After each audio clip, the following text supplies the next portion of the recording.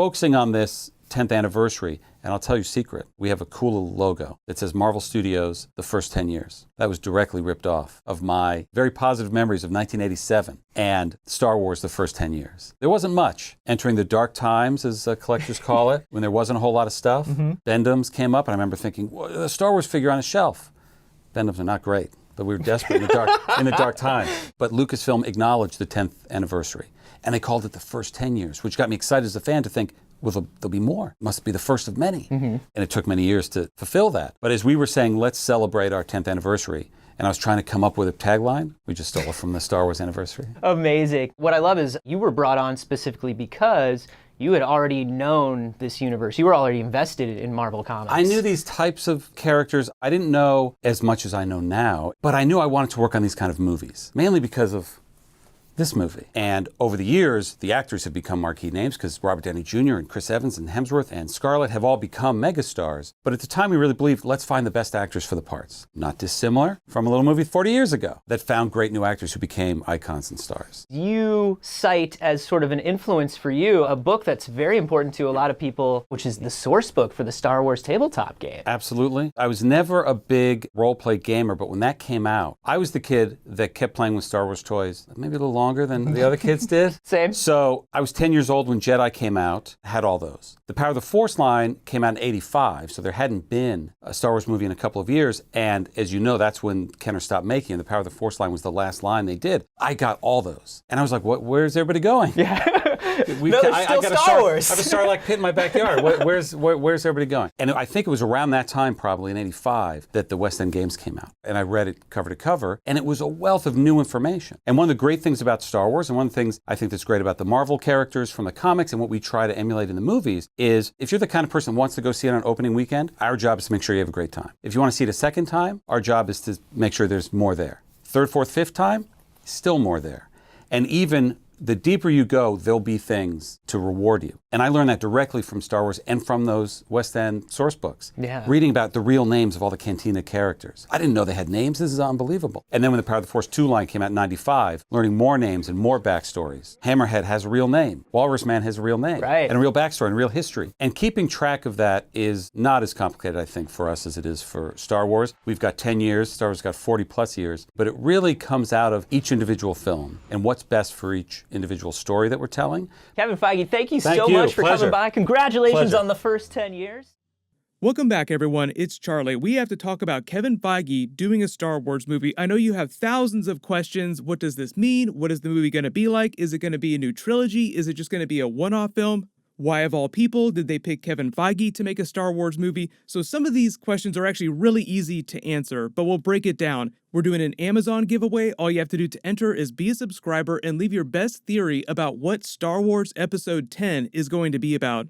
So just to be clear, they did not specify when Kevin Feige's Star Wars movie is supposed to come out. The next new Star Wars movie after Star Wars Episode 9 isn't supposed to premiere till 2022, so there'll be a 3-year break in Star Wars movies. All the Disney Plus Star Wars series like The Mandalorian and the other series like the Obi-Wan series they're developing, those will fill the gap in between. So for the next couple of years, that'll be the new Star Wars content that we're getting. There's still technically 3 other different trilogies that are being developed by different groups. There's the Knights of the Old Republic trilogy that's being developed by someone. Then there's the Benioff and Weiss trilogy. They're not doing Knights of the Old Republic. Whatever they're doing, it's going to be completely different. Then Rian Johnson is also doing a separate trilogy. So there are so many people that they just named are developing Star Wars movies. Kevin Feige is just the newest part of that bunch. So his movie won't have anything to do with what's going on with these other groups developing Star Wars movies. That interview with him where he's geeking out about Star Wars and talking about his history with the franchise, it sounds like he's almost a bigger fan of Star Wars than he is of Marvel stuff. But of course he is the boss at Marvel, so he has to be the biggest fan of Marvel right now.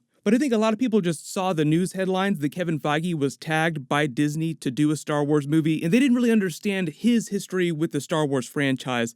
I'll read the official news release about this. This is actually coming from his boss. That's right, Kevin Feige does have a boss at Disney. So it says, "We are excited about the projects Kathleen Kennedy and the Lucasfilm team are working on, not only in terms of Star Wars, but also Indiana Jones and reaching into other parts of the company, including Children of Blood and Bone with Emma Watts and Fox. With the close of the Skywalker saga, Kathy is pursuing a new era in Star Wars storytelling, In knowing what a diehard fan Kevin is, it made sense for these two extraordinary producers to work on a Star Wars film together. So if it wasn't clear, Kevin Feige is only producing a new Star Wars film. He'll get somebody else to direct it, somebody else to write it, and obviously it's going to take a while before that happens, because first he has to come up with the story that he wants to tell, then find the people to tell that story. Everybody cue up that clip of Patton Oswalt's filibuster Star Wars pitch for the Marvel X-Men crossover. We are uncannily close to that now, even though, of course, this is just going to be a Star Wars film. It's not going to have anything to do with Marvel coming into Star Wars. Please allow me to finish this because it's going to seem like a bit of a jump. We see Thanos. If he holds the reality gem, that means he can jump from different realities. This will be our link to the Marvel universe from the Star Wars universe. There was a report that he does have a Marvel actor for a very specific Star Wars role, but no idea what that role would be, or whether his movie would deal with pre-existing characters we've already met or brand new characters we've never seen before. But because in the news release, they specifically refer to the end of the Skywalker saga in a new era in Star Wars storytelling, it sounds like Kevin Feige's Star Wars movie will be set after the events of the Rise of Skywalker with a completely new group of characters that we've never seen before.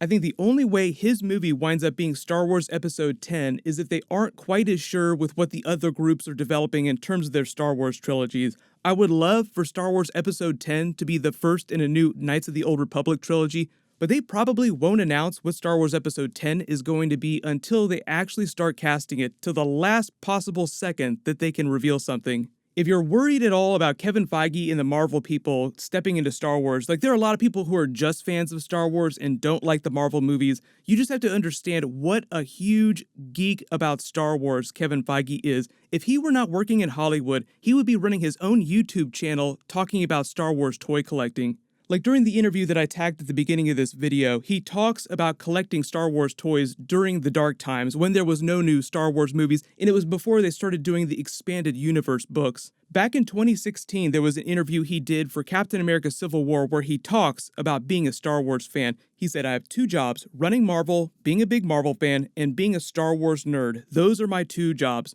My house is full of Star Wars, so I'm as big a Star Wars fan as there is. What's great is, I've often said that if I wasn't making these Marvel movies, I'd be waiting in line to see them, but as this happens to you too, you're behind the scenes, you see things, and you're losing the purity of the experience of being a film fan. I've not lost that with all the Star Wars, and I don't want to lose that. I saw The Force Awakens at the premiere, and I probably knew even less than you about the movie." Remember, Kevin Feige is a really powerful person. If he wanted details on new Star Wars movies, he could get them. Then he goes on to say, "The closest I have is sometimes we were doing Doctor Strange in the vicinity where there were some Star Wars things starting to happen, and sometimes I try to peek around the corner and see a piece of plywood being turned into a ship of some kind and geek out. So I like being the Star Wars fan that I am." There's another funny story that Jeff Johns told early in their career. They both worked for Dick Donner and Lauren Shula Donner's production company. You have to imagine they're in their mid to late 20s. Kevin Feige actually built himself an illegal shed in his backyard to house his massive Star Wars toy collection. This is Jeff Johns telling that story. I love it because I remember when you built that shed on top of your apartment building. I didn't even know if that was legal, but you built me that. Neither. I didn't ask for a permit. What did I put in that shed? Star Trek figures? Toys. Yeah.